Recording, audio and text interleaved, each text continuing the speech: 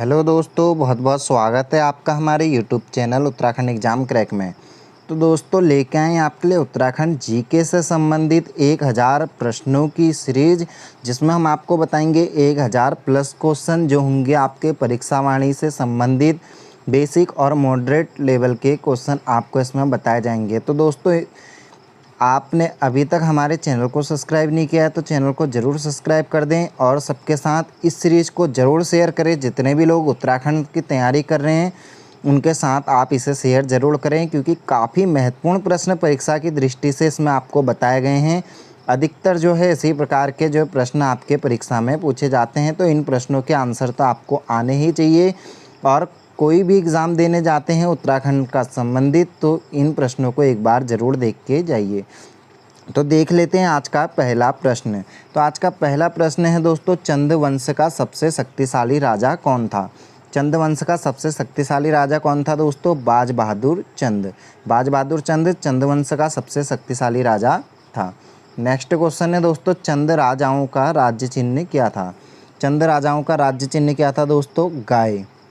Next question है, चंदों और मुगलों में संबंध होने की जानकारी किस ग्रंथ से मिलती है? चंदों और मुगलों में संबंध होने की जानकारी किस ग्रंथ से मिलती है? तो दोस्तों शाहनामा और जहांगीरनामा में जानकारी मिलती है कि चंदों और मुगलों के बीच अच्छे संबंध थे। नेक्स्ट है दोस्तों, कुमाऊं में चंद शासन का अंत कब और किसके द्वारा किया गया? कुमाऊं में चंद शासक का अंत कब और किसके द्वारा किया गया? तो दोस्तों 1790 ईस्वी में नेपाली गोरखाओं द्वारा कुमाऊं में चंद वंश का अंत किया गया और गोरखा शासन इन्होंने स्थापित किया। नेक्स्ट है, चंद वंश का अंतिम शासक कौन था? तो दोस्तों चंद वंश का अंतिम शासक महेंद्र चंद था। नेक्स्ट है, अल्मोड़ा शहर में स्थित मल्ला महल के किले का निर्माण किस चंद शासक ने करवाया? तो अल्मोड़ा में जो मल्ला महल है दोस्तों उसका निर्माण करवाया था कल्याण चंद ने। नेक्स्ट क्वेश्चन है, परमार वंश के किस शासक ने अपनी राजधानी चांदपुरगढ़ से देवलगढ़ और देवलगढ़ से श्रीनगर स्थानांतरित की थी?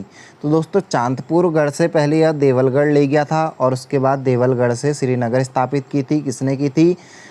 परमार वंश के अजयपाल ने। किसने? अजयपाल द्वारा की गई थी। नेक्स्ट है, परमार शासकों को शाह की उपाधि किसके द्वारा दी गई थी? परमार शासकों को शाह की उपाधि किसके द्वारा दी गई थी? तो दोस्तों लोदियों द्वारा दी गई थी। नेक्स्ट है, सर्वप्रथम किस परमार शासक ने अपने नाम के आगे शाह की उपाधि धारण की थी? तो सर्वप्रथम किसने की थी दोस्तों? बलभद्र शाह ने। नेक्स्ट है, किस परमार शासक ने मुगल दारा सिकोह के पुत्र सुलेमान सिकोह को संरक्षण दिया था? किस परमार शासक ने मुगल दारा सिकोह के पुत्र सुलेमान सिकोह को संरक्षण दिया था? तो दोस्तों पृथ्वीपति शाह ने दिया था संरक्षण सुलेमान सिकोह को। नेक्स्ट है, गढ़वाल शासक मानशाह और महीपति के समय कौन से हमले हुए थे? गढ़वाल शासक मानशाह और महीपति शाह के समय कौन से हमले हुए थे? तो दोस्तों तिब्बती हमले हुए थे मानशाह और महीपति शाह के समय। किस प्रागैतिहासिक स्थल के शैल चित्र में योग मुद्रा में मानव का चित्रण किया है? तो किसमें योग मुद्रा में मानव चित्र का जो है शैल चित्र मिले हैं? कहाँ पर मिले हैं? तो दोस्तों फलसीमा अल्मोड़ा में मिले हैं। प्रागैतिहासिक स्थल के शैल चित्र मिले हैं कहाँ? फलसीमा अल्मोड़ा में। नेक्स्ट है, नर्तकों की सुंदर चित्रण किस शैल चित्र में किया गया है? 14 नर्तकों का सुंदर चित्रण किस शैल चित्र में किया गया है? तो दोस्तों यहाँ से जो है 14 नर्तकों की जो है मूर्तियाँ मिली हैं, उनका सुंदर चित्रण मिला है। कहाँ से मिला है? कसार देवी अल्मोड़ा से मिला है। कहाँ से? कसार देवी अल्मोड़ा से। नेक्स्ट क्वेश्चन देख लेते हैं दोस्तों, मलारी गाँव के प्रागैतिहासिक पुरास्थल की खुदाई कब और किसके द्वारा की गई? तो कई बार ये पूछा गया है दोस्तों प्रश्न कि मलारी गांव के जो है पुरास्थल की खुदाई कब की गई और किसके द्वारा की गई? तो गढ़वाल विश्वविद्यालय द्वारा की गई। गढ़वाल विश्वविद्यालय श्रीनगर के द्वारा। और कब की गई? 2002 में। 2002 में की गई। इनमें से जो प्रश्न आपको नहीं आते हैं केवल उन्हीं को अपनी कॉपी में नोट करिए और आप बार बार इन प्रश्नों को रिवाइज करते रहिए। नेक्स्ट है, किस स्थल से नीले रंग के शैल चित्र मिले हैं? तो दोस्तों हुडली उत्तरकाशी से मिले हैं नीले रंग के शैल चित्र। नेक्स्ट क्वेश्चन है दोस्तों, पाली भाषा के बौद्ध साहित्य में उत्तराखंड क्षेत्र के लिए प्रयुक्त शब्द क्या था? तो उत्तराखंड क्षेत्र के लिए जो है दोस्तों शब्द प्रयुक्त किया गया है? हिमवंत किया गया है। क्या किया गया है? हिमवंत। तो दोस्तों क्वेश्चन ऐसा पूछा जा सकता है कि किस साहित्य में हिमवंत शब्द प्रयोग किया गया है?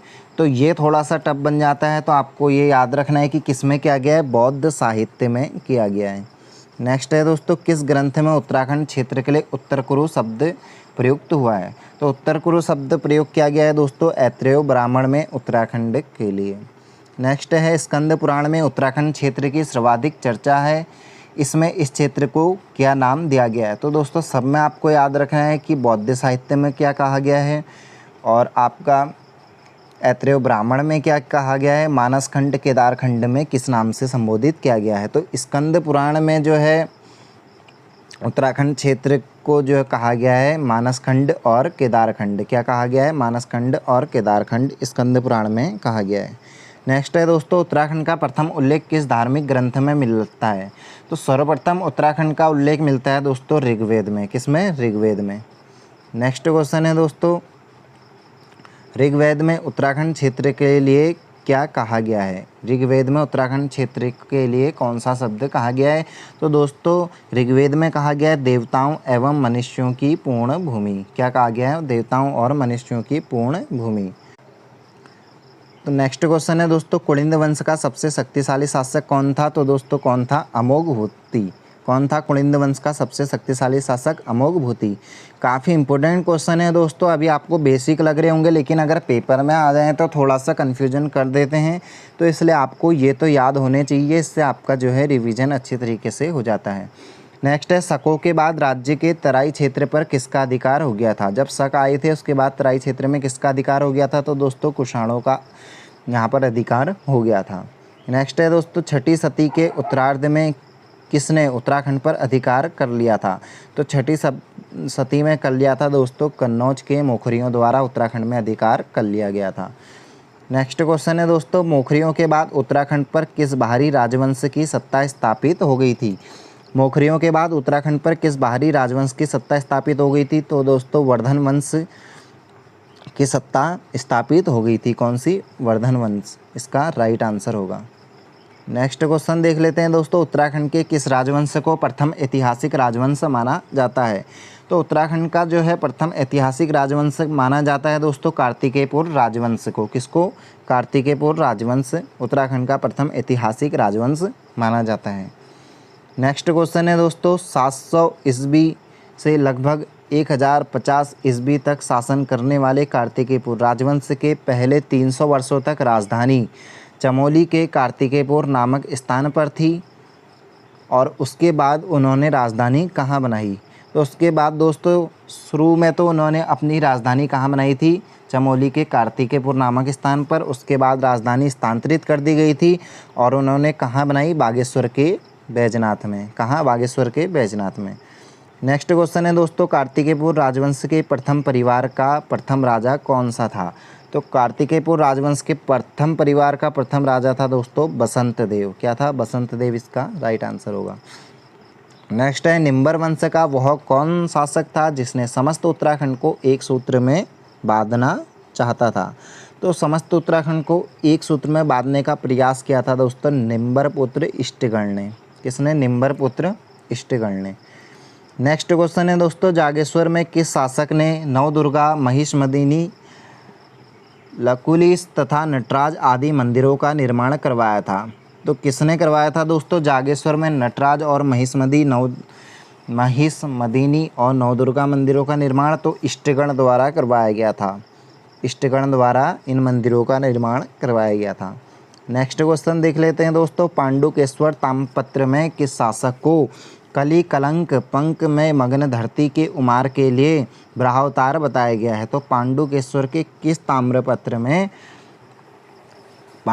पांडुकेश्वर के किस ताम्रपत्र में राजा को जो है किस राजा को ब्रहावतार बताया गया है? तो इष्टगण पुत्र ललित सूर्यदेव को कहा गया है दोस्तों।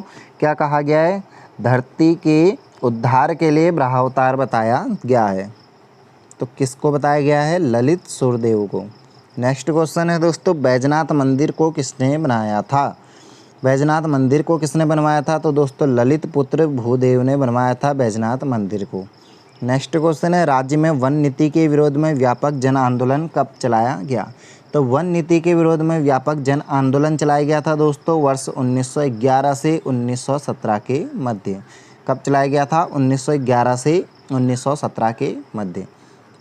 नेक्स्ट क्वेश्चन देख लेते हैं दोस्तों, किस आंदोलन में भोलूराम और नागेंद्र शहीद हुए थे? तो किस आंदोलन में हुए थे दोस्तों भोलूराम और नागेंद्र शहीद? तो कीर्तिनगर आंदोलन में हुए थे। किसमें? कीर्तिनगर आंदोलन में। नेक्स्ट क्वेश्चन है दोस्तों, राज्य की भाषा में प्रथम अखबार का प्रकाशन अल्मोड़ा से कब शुरू हुआ? तो कुमाऊनी भाषा में प्रथम अखबार का प्रकाशन अल्मोड़ा में कब शुरू हुआ दोस्तों? तो 1871 ईस्वी में शुरू हुआ था। कब हुआ था दोस्तों? अल्मोड़ा अखबार 1871 ईस्वी में शुरू हुआ था। नेक्स्ट क्वेश्चन देख लेते हैं दोस्तों, वर्ष 1947 में देहरादून से किस पत्रिका का प्रकाशन हुआ था? तो 1947 से देहरादून से निकाली गई थी दोस्तों कौन सी? युगवाणी। कौन सी निकाली गई थी? युगवाणी पत्रिका का प्रकाशन शुरू हुआ था। नेक्स्ट है दोस्तों, वर्ष 1932 में राज्य के किस महिला आंदोलनकारी को जिंदा या मुर्दा पकड़ने का आदेश जारी किया गया था? तो वर्ष 1932 में राज्य के किस महिला आंदोलनकारी को जिंदा या मुर्दा पकड़ने का आदेश दिया गया था? तो कुंती वर्मा को दिया गया था। किसको? कुंती वर्मा को। दोस्तों इस सीरीज में हम आपको पूरी परीक्षा वाणी से संबंधित प्रश्न लाएंगे। 1000 प्लस क्वेश्चन आपके लिए लेके आएंगे। परीक्षा वाणी का एक भी क्वेश्चन आपका नहीं छोड़ा जाएगा। परीक्षा वाणी के सारे क्वेश्चन आपको बताए जाएंगे। तो अभी तक आपने चैनल सब्सक्राइब नहीं किया तो चैनल को ज़रूर सब्सक्राइब करें। आगे की सीरीज कंटिन्यू रखेंगे, जल्दी लाएंगे आपके लिए सीरीज। तो अभी तक चैनल सब्सक्राइब नहीं किया है, उत्तराखंड से संबंधित कोई भी रिलेटेड न्यूज़ हो उसके लिए चैनल को ज़रूर सब्सक्राइब करें और शेयर ज़रूर करें। तो मिलते हैं नेक्स्ट वीडियो में, तब तक के लिए धन्यवाद।